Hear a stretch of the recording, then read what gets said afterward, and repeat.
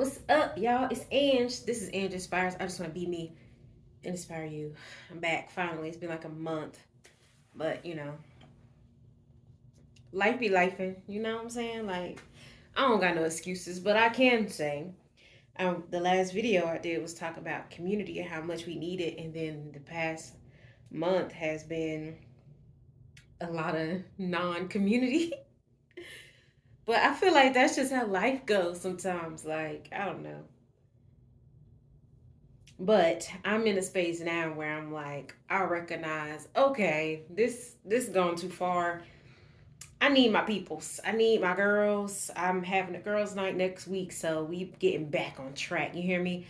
And I promised to do a video on the Pityriasis Rosea, and so that's what I'm here to do today. And so I'm just gonna hop right into it. So if you are down for a little, I guess, testimony service, then keep watching. I'm still inspiring, and I'm still inspiring while I'm becoming. It's the season of becoming. Okay, so whew, January of this year, 2023. Randomly, it was probably mid-January. I saw this little spot on my wrist, and it was like it was just a little patch of small bumps. So, like, I noticed it and I was like, that's weird. But I kept on moving. I'm like, I wonder when it should go away on its own. Like, I wonder when it'll go away. Then eventually, like, it started peeling and then eventually it turned into a scar and then it went away. And nothing else came of that. And I was like, okay, cool. Well, then a couple weeks later, come February 1st, I had a doctor's appointment. By that time, I was like, that point, the bumps on my wrist had gone away, but then I had some just like it on my stomach, and like on my arms, and just like a couple, like it probably was less than 10. So I'll say maybe a few, several. It was less than 10 though. But I was concerned enough because I was like, wait, this look like the same type of bump. This got to be something. So I had a doctor's appointment and I asked my doctor, like, what do you think this is? She said, it's probably eczema or some sort of bacterial skin thing. Like, you'll be fine. I'm like, okay. Well, I figured it wasn't eczema because my mom has eczema and I've had it before, like seasonally, I guess. I don't know temporarily what the right word is, but I've had bouts of eczema before, and I'm like, this ain't that. Like, it's not. And so after I had that doctor's appointment, I started doing my own research, right? And I started looking up these different kind of like skin rashes that I think I was probably Googling like clusters of bumps or something like that. And I found this conversation where it was like, fungus versus bacteria versus pityriasis rosea. And I was like, ooh, I never heard this word before. What's this? And I started looking at the Pityriasis Rosea videos, and I was like, but this don't look right because well, sometimes the general examples are non-melanated or less melanated people. You know what I'm saying? So it's like a lot of redness and stuff that I don't deal with, and so I was like, this don't look like me, so I don't know if that's it. Yeah, I want to self-diagnose off of something I'm not like more sure about. So then I said the same search results on black people. And I know, I'm sorry. It's funny though, but I had to. I was like, on black people. And then I searched it and I was like, that's it. Pityriasis rosea. So, so I went on this, it wasn't a terrible rabbit hole, but I was like looking up what is it? And I found out it's like this weird, random kind of skin disease skin rash that comes and nobody knows the cause and nobody knows the cure. That's fun, right? I'm like, that's really encouraging. They say it's temporary. It usually comes once and it goes away. I'm like, oh, okay. And so, keep looking at pictures. I'm like, yeah, this is absolutely it. And then I go to YouTube and I start, looking, okay, Pityriasis rosea. I'm looking for some black women specifically.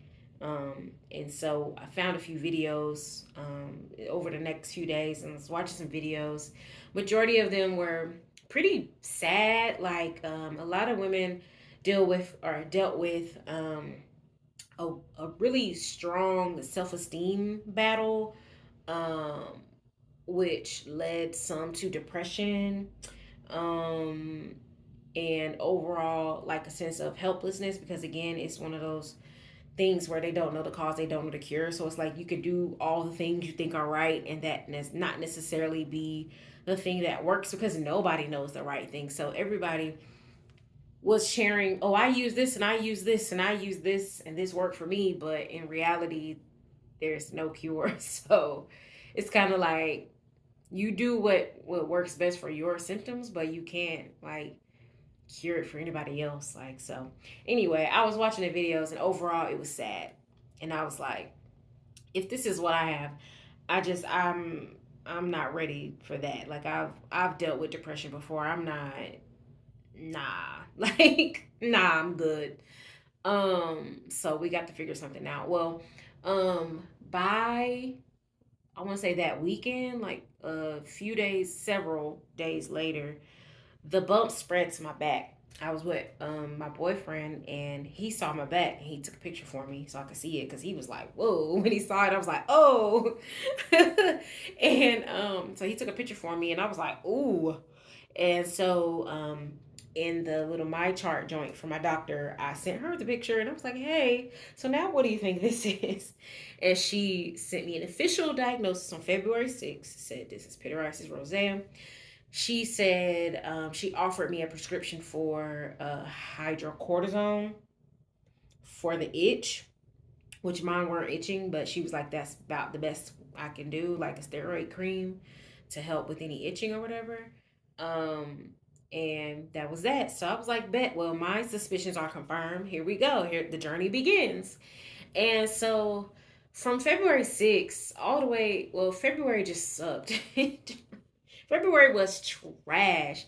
And like while February was going on, I was doing the series, the Fitspiration, Becoming Fit, and it was cold here, so I was able to like cover it up and everything. But like in my own personal space, every day really sucked. Like seeing it progress every day, because it's one of those things that gets worse before it gets better. And so I took like notes on kind of my timeline, and I just kind of wanted to talk through what the process was like for anybody who might have pityriasis rosea and want to know like what was it like for you, so you kind of maybe can know what to expect possibly. But everybody's different, so I don't know what it might be like for you, but I wanted to share what it was like for me.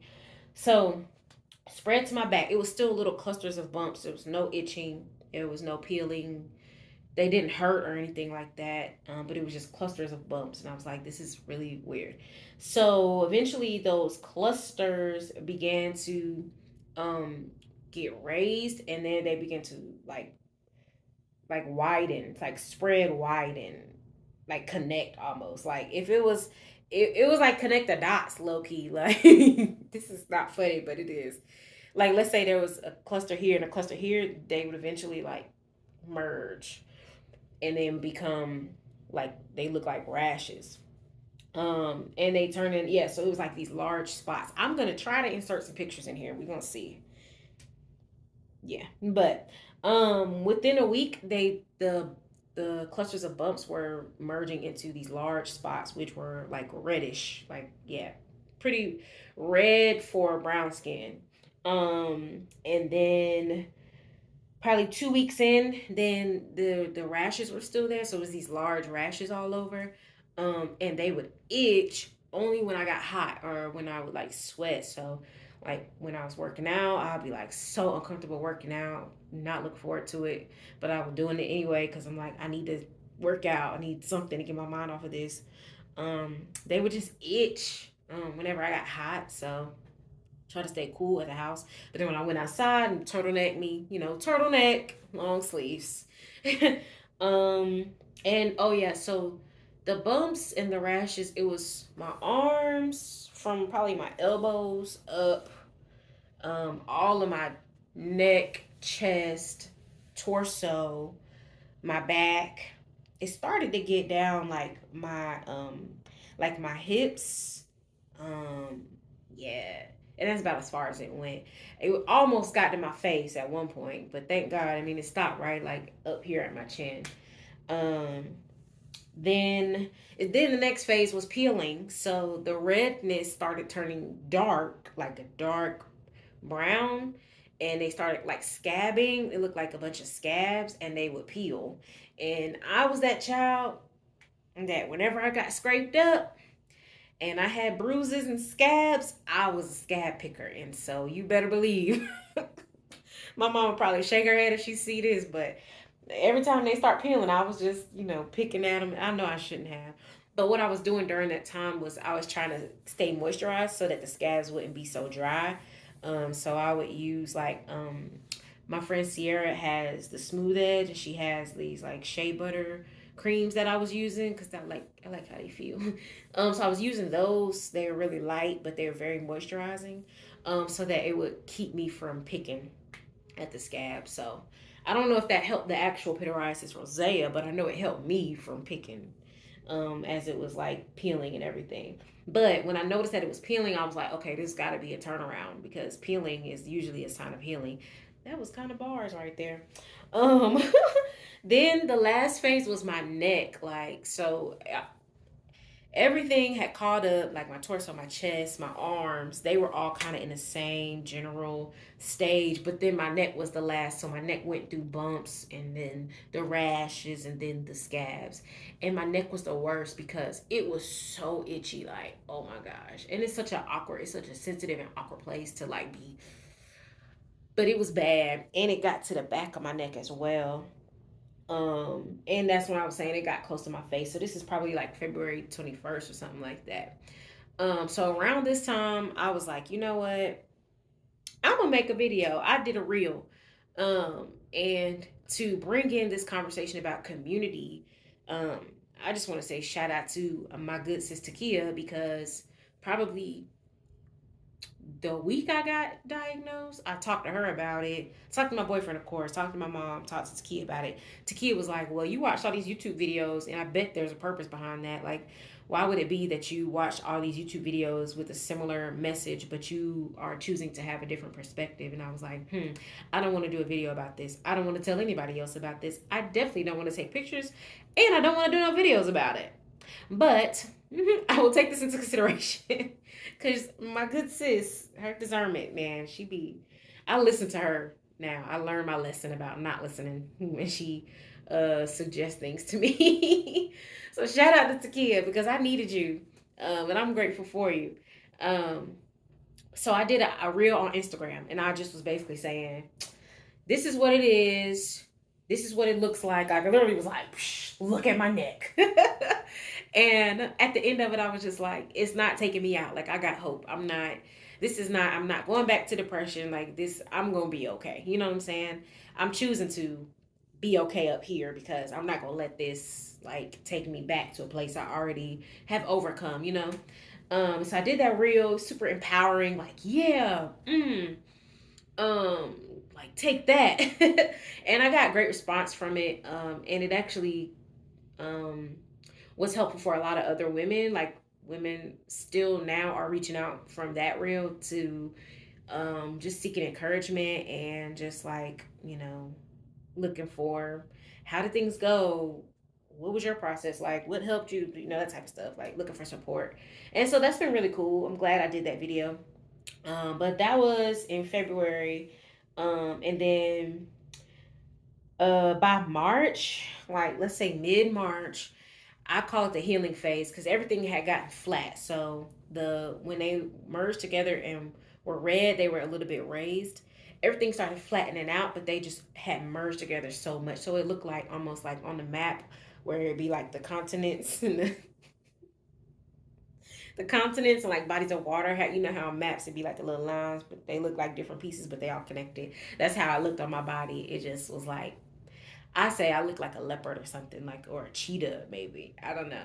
That's how it felt to me. But they were all flat, no more peeling. But I could see like the outlines of where they were, and they were still a little bit red. No more. Well, it was still whenever there was like moisture, they would still be a little uncomfortable, like itch and stuff, but it wasn't terrible. It wasn't unbearable or anything like that. Just uncomfortable, but not like I can't do anything. Um, and so at that point, when they finally started lightening up, and I used this turmeric scrub from the Smooth Edge, shameless plug, because the turmeric scrub was supposed to help like brightening dark spots and stuff. So I was like, maybe this will help with the scarring because from the videos I watched and from what I saw, um, there are no scars when it's done. But I was like, let me see if I could just speed up that process by using a turmeric scrub. So I was using that to just kind of help with the last stages of peeling that were left, and then with hopefully just trying to push the scarring and discoloration part along. So yeah, and then the last part for me was all of the little um patches. They began to like just dry out, and it just looked like a scar, like something used to be there but it's not actively there. And my stomach cleared up first, and then it moved up, my chest cleared up, and then my neck was the last to go. My neck and the front and the back of my neck was like the last to go, and that part lasted a little longer than I would have liked it to, but it's still probably by April, by like the top of April, I believe I was like good. Cause I know, yeah, by Easter, I know I was straight, cause I had this out at church, and I was like, yeah.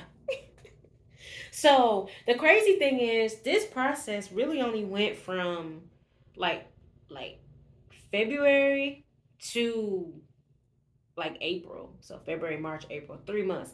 But when I tell you every day felt like a month, every day felt like a week, every day just felt so long. And the only thing to me, what I feel like most helped me, I could say two things, was mindset, like just taking control over my thoughts. Because what I would do when I get in the mirror, like get out the shower, you see yourself in the mirror and you're like, oh, it's getting worse. Oh shoot, there go a new one. Now it's changing colors. Like, oh God, it doesn't spread. It was so easy to go into that space, and I can understand how people get into depression and stuff, because when you decide to stay there, like when you choose to stay in that space, it's easy to live there. But I was like, I'm not living here because I got stuff to do. Okay, like I won't go nowhere, do anything if I sit and just like um have a pity party or whatever in this moment. So I just had to say, okay, well, there's progress happening. Things are changing. So I'm hoping that healing is coming soon. Throw some body cream on you, girl, some shea butter, and put some clothes on so you don't gotta look at it, and keep it moving, right? We'll check back tomorrow. Take some pictures for when you look back later, and you can look at the testimony, right, and look at the progress. And I hated taking pictures because the pictures suck, because every time they just look so drastically different, and it was like ew. Um, but the second part, that I feel like really helped me was community, which that's how I'm putting this into this series. This is how this makes sense, because I feel like a lot of what also helped me was allowing people into the space with me, because usually in a vulnerable space, like having a skin things are the worst because other people can see them. It's not like something's happening internally and I can hide it from you. I could not hide. I could hide it. I hid it pretty well from a lot of people, but I couldn't hide it forever. You know what I'm saying? Like at a certain point, it's just like it's uncomfortable for me to hide this. So like I can't be around people I love and be hiding the truth from them. You know what I'm saying? Like when these are people who would love to encourage me and support me. So at a certain point, it was just like I gotta tell everybody come around. Hey, look, so I've been dealing with this thing, and they're like, what? I never would have known. And then they were able to encourage me through it and stuff, um, and I was able to encourage other people through telling them how I'm navigating like this really tough space. It was crazy. And then having like Jaquan's support, like he saw the worst of the worst because he actually saw my body a lot, like my back, and he out like when he would come over, I'd be like, look, oh my gosh, look at my chest. And he would be so supportive. And he never was like, ew, that's terrible. But he would like comfort me and like, just be helpful and not hurtful, and encourage me and stuff. So I'm super grateful for him too. And he would put lotion on my back when I I got short arms. I couldn't reach my back. Like, can you put some lotion on my back? It's real dry. Just peeling and stuff. Like, oh, can you take a picture of my back for me? Well, shout out to you, honey, because I appreciate you.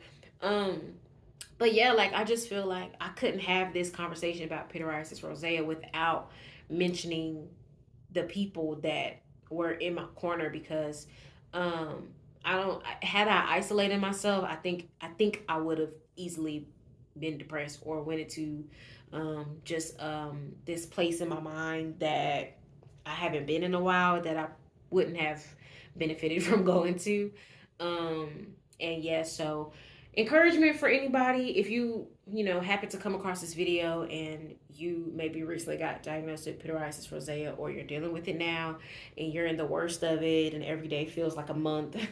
um my encouragement is just to learn how to encourage yourself. And you know what, glad I said that because that was a lesson I learned. That was something I had been struggling with for a smooth couple of years with like learning how to encourage myself.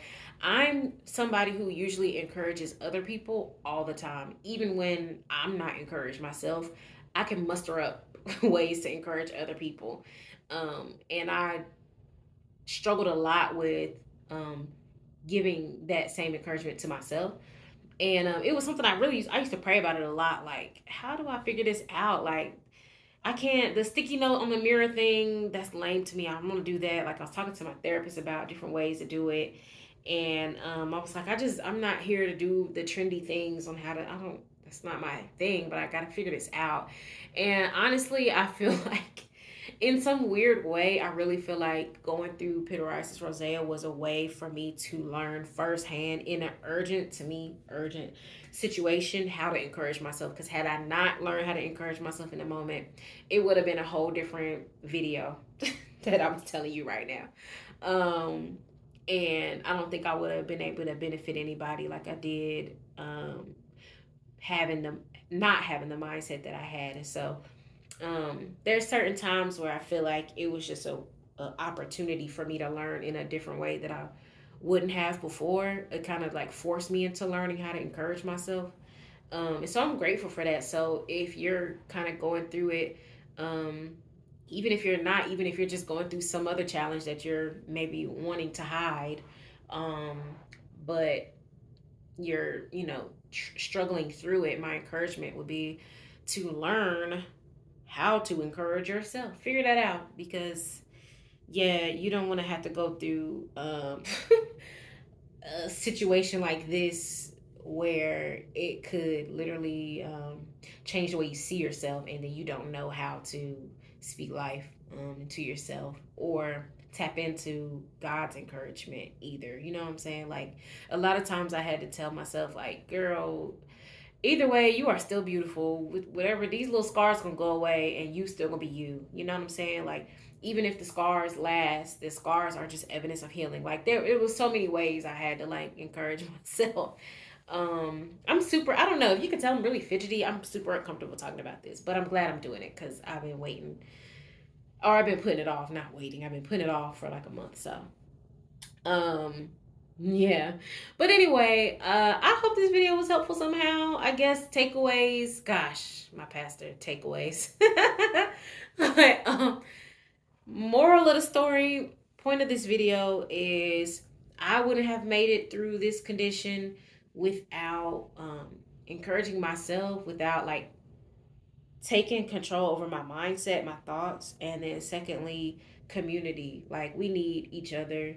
We need to be connected. I needed to be connected with God and with the truths that He said about me, and I needed to be connected with people, with the right people, who would encourage me and push me and support me throughout the journey. Because looking back, that was a 3 to 4 month journey. That's nothing. That is like a little speck in time. And it felt like forever, but I made it through. Like I'm sitting here now with no scars. There's no evidence that anything ever happened to me. This could all be a lie. If I didn't incorporate pictures in here, you would never know that I went through this for 3 to 4 months. Like, so it's just a testament of like um, the fact that your thoughts matter and the fact that being connected with people really is healing. Like you think about dang, I can't remember what scripture it is. It's talking about confessing your sins to one another so that you may be healed. And it's like interesting because there's certain things like you can go to God for forgiveness and you can go to people for healing. Like you can go to God and confess your sin and get forgiveness, but you can go to your community, confess your sin and get healed. And I just think there's so much power in that, and I feel like that says a lot about how much community matters. And so I'm just grateful for my circle, for my community. If you're watching this and you're one of the people that I brought into this that space with me, I'm really appreciative of you. And I want you to know how much I really value the support and the love and the concern and the care as I navigated that. My eyes are welling up right now. I gotta go. Thank you for watching this. I feel like it turned into a ramble. I had notes like it was supposed to be organized, but it is what it is.